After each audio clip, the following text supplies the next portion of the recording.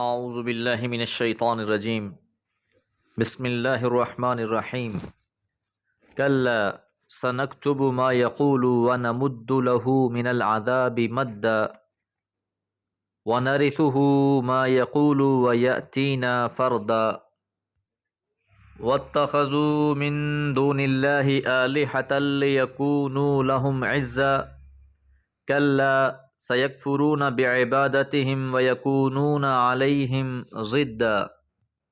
سورہ مریم آیات 79 سے 82۔ پچھلی آیت مبارکہ میں ہم نے عاص بن وائل کے بارے میں یہ بات جانی کہ اس نے کہا کہ اگر مجھے زندہ کر دیا گیا تو میں ضرور مال اور اولاد دوبارہ سے دے دیا جاؤں گا۔ تو جواب میں کہا گیا کیا یہ غیب پر مطلع ہو گیا ہے یا اس نے اللہ سے رحمان سے کوئی وعدہ لے رکھا ہے؟ تو یقیناً یہ دونوں باتیں نہیں ہیں۔ فرمایا کلا، ہرگز نہیں، سنکتب، ہم لکھ رکھیں گے، ما یقول، جو وہ کہتا ہے، ونمد لہ، اور بڑھا دیں گے ہم اس کے لیے، من العذاب مدا، عذاب میں اضافہ، یعنی ہم اس کے عذاب میں اس کی ان باتوں کی وجہ سے مزید اضافہ کر دیں گے۔ یہ غضب کے لہجے میں ہے کہ جو انہوں نے ایک باطل سا گمان اپنے دل میں پال رکھا ہے، تو ان کی یہ باتیں نوٹ کی جا رہی ہیں اور اس کی پاداش میں ان کے عذاب میں اضافہ کر دیا جائے گا۔ وَنَرِثُهُ، اور ہم ہی وارث ہوں گے، ما یقول، جو وہ کہہ رہا ہے، وَيَأْتِينَا فَرْدًا، اور وہ آئے گا ہمارے پاس تنہا، اکیلا۔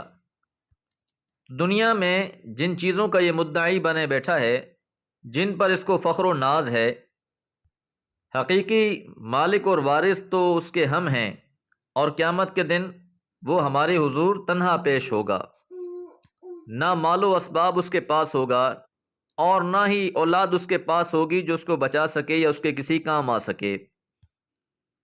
وَاتَّخَذُوا، اور انہوں نے بنا لیا، من دون اللہ، اللہ کے سوا، آلہتن، معبود، کہ اللہ کو چھوڑ کر انہوں نے بہت سے معبود بنا رکھے ہیں۔ اور ان کو معبود بنانے کا مقصد کیا تھا؟ لِیَکُونُوا، تاکہ وہ ہوں، لہم، ان کے واسطے، عزا، پشت پناہ۔ مشرکین مکہ کا بہت بڑا سہارا یہ معبودان باطلہ تھے، جن کو وہ اللہ تعالیٰ کا بڑا قریبی سمجھتے تھے، ان کی عبادت اور رضا کے لیے بڑے کام کیا کرتے تھے، اور گمان یہ کیے ہوئے تھے کہ روز قیامت یہ ان کو بخشوا لیں گے، اللہ سے چھڑوا لیں گے۔ جس طرح پچھلی آیات میں بھی ہم نے یہ بات جانی تھی کہ مشرکین مکہ فرشتوں کو اللہ کی بیٹیاں کہتے تھے اور ان کی بھی پرستش کیا کرتے تھے، اور اسی طرح پیغمبروں اور صالحین لوگوں کی مورتیاں اور مجسمے بنا کر بھی بیت اللہ میں رکھے ہوئے تھے، اور گمان یہی کیے بیٹھے تھے کہ یہ ہمیں اللہ سے بخشوا لیں گے۔ تو یہ بھی ایک ان کا عجیب سا نظریہ تھا۔ ایک طرف تو وہ دوبارہ زندہ کیے جانے کے منکر تھے، اور دوسری طرف بہت سے ایسی ہستیوں کو بھی راضی کرنے کی کوشش کرتے تھے جنہیں وہ شفعاء سمجھتے تھے، یعنی یہ اللہ کے ہاں ہمارے سفارشی ہوں گے، ہماری شفاعت کرنے والے ہوں گے۔ تو یہاں اللہ تعالیٰ نے واضح طور پر کہہ دیا کہ اللہ کے سوا جن کی بھی تم عبادت کر رہے ہو وہ تمہاری پشت پناہی ہرگز نہیں کریں گے۔ کلا، ہرگز نہیں، سیکفرون، پس وہ انکار کر دیں گے، بعبادتہم، ان کی عبادت کا، ویکونون، اور وہ ہو جائیں گے، علیہم، انہی کے خلاف، ضدًا، مخالف، انہی کے دشمن بن بیٹھیں گے۔ جس طرح ایک اور جگہ پر اللہ تعالیٰ نے یہ منظر اس طرح پیش کیا کہ ایک طرف اللہ تعالیٰ انہیں کھڑا کر دے گا جو اللہ کے غیر کو پکارنے والے ہیں، اور دوسری طرف انہیں کھڑا کر دیا جائے گا جنہیں پکارا جاتا تھا، اور پھر اللہ ان سے کہے گا کہ لو اب ان کو پکارو۔ تو یہ اپنے گمان کے مطابق انہیں پکارنا شروع کر دیں گے۔ اب جنہیں پکارا جا رہا ہوگا وہ یہ منظر دیکھ کر پریشان ہو جائیں گے، اور اللہ سے کہیں گے کہ یا اللہ ہم تو ان سے بری ہیں، ہمارا ان سے کوئی تعلق نہیں ہے، ہم نے تو ان سے کبھی بھی نہیں کہا تھا کہ تم ہمیں پکارنا۔ تو یہ انہی کے مخالف بن جائیں گے اور انہی کے خلاف گواہی دیں گے۔ تو ایسے تمام عقائد باطلہ کی قرآن مجید نے مختلف جگہ پہ تردید کی ہے، اور اللہ نے اپنے بندوں کو ایمان اور عمل صالح کی دعوت دی ہے۔ دعا ہے اللہ تعالی ہمیں خالص اپنی بندگی کرنے کی توفیق عطا فرمائے اور ہر قسم کے شرک سے محفوظ رکھے۔ وما علیہ الا البلاغ۔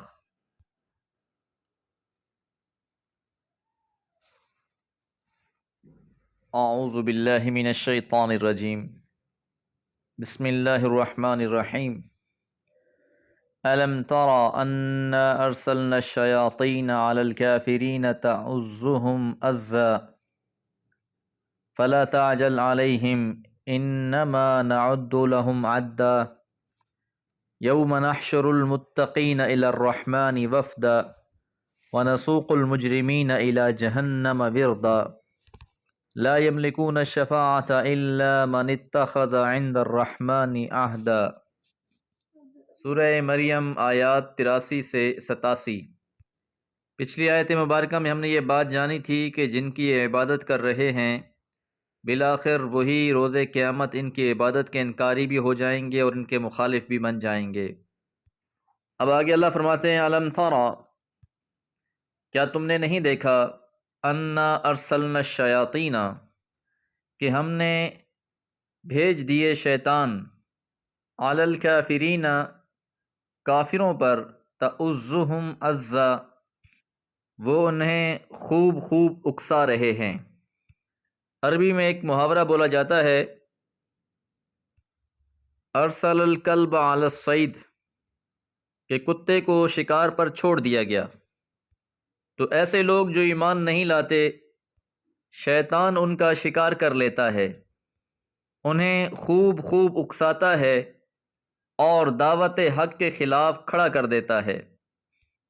پھر انہیں کوئی بات سمجھ میں نہیں آتی اور یہ پیغمبروں کی بھی مخالفت کرتے رہتے ہیں۔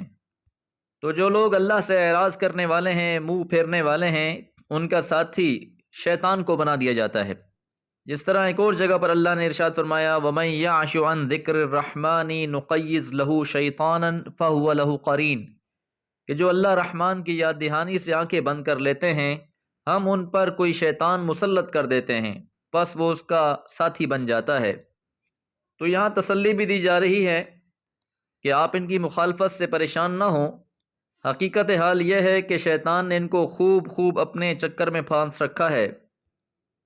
فلا تعجل علیہم، تو آپ ان کے فیصلے کی جلدی نہ کریں۔ انما نعد لہم عدا، انما یقیناً، نعد ہم نے شمار کر رکھا ہے، لہم عدا ان کے لیے گنتی۔ تو فلا تعجل علیہم کے الفاظ سے یہ بات واضح ہوتی ہے کہ یہ آیات اس زمانے میں نازل ہوئی ہے جب مخالفین کی مخالفت اپنی آخری حد کو پہنچ چکی تھی۔ تو اللہ تعالیٰ نے فرمایا کہ ان کے جو دن ہیں وہ گنے ہوئے ہیں، جیسے ہی ان کی مہلت پوری ہوگی یہ پکڑ لیے جائیں گے۔ یوم نحشر المتقین، یوم اس دن یعنی قیامت کے دن، نحشر المتقین پرہیزگار لوگوں کو جمع کر دیں گے، اے الرحمن رحمان کی طرف، وفدا وفد کی صورت میں۔ وفد کے معنی کہیں عزت اور اکرام کے ساتھ لے جانے کے ہیں، جس طرح سفیروں اور قاصدوں کو بادشاہ کے پاس لے جایا جاتا ہے۔ تو اس دن ایسے لوگوں کو عزت اور اکرام کے ساتھ اللہ کی بارگاہ میں پیش کر دیا جائے گا۔ وَنَسُوقُ الْمُجْرِمِينَ، اور ہانکیں گے مجرموں کو، إِلَى جَهَنَّمَ وِرْدًا، جہنم کے گھاٹ کی طرف ہانکیں گے۔ وردا واردا یاردو سے ہے، اس کے معنی گھاٹ پر اترنے کے ہیں۔ جس طرح پیاسے اونٹ گھاٹ پر جاتے ہیں، انہیں ہانک کر لے جایا جاتا ہے، اسی طرح مجرموں کو ہانک کر روز قیامت جہنم کی طرف لے جایا جائے گا۔ اب جب انہیں جہنم کی طرف ہانکا جائے گا تو ان کو اپنے وہ شفعاء جن کے بارے میں دنیا میں ان کے خیالات تھے کہ یہ ہمیں بچا لیں گے، بخشوا لیں گے، وہ یاد آ رہے ہوں گے۔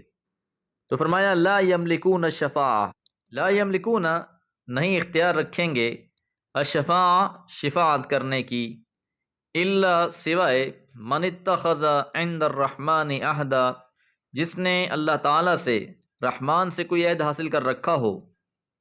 تو روز قیامت متقی لوگوں کو، پرہیزگار لوگوں کو اعزاز کے ساتھ رحمان کے پاس لے جایا جائے گا، اور مجرموں کو پیاسے اونٹوں کی طرح جہنم کے گھاٹ کی طرف ہانکا جائے گا۔ اس دن ان کے گمان شدہ شفاء ان کی کوئی شفاعت نہیں کریں گے۔ شفاعت کا حق تو صرف انہی کو حاصل ہوگا جن کے بارے میں اللہ تعالیٰ اجازت دیں گے اور جن کو اجازت دیں گے۔ تو یاد رہے کہ شفاعت کرنے والے انبیاء اکرام ہوں گے، شہداء ہوں گے، لیکن یہ بھی انہی کی شفاعت کریں گے جن کے بارے میں اللہ تعالیٰ کی طرف سے اذن ہوگا، اجازت ہوگی۔ دعا ہے اللہ تعالیٰ روز قیامت ہم سب کو حضور صلی اللہ علیہ وسلم کی شفاعت نصیب فرمائے۔ وما علیہ الا البلاغ۔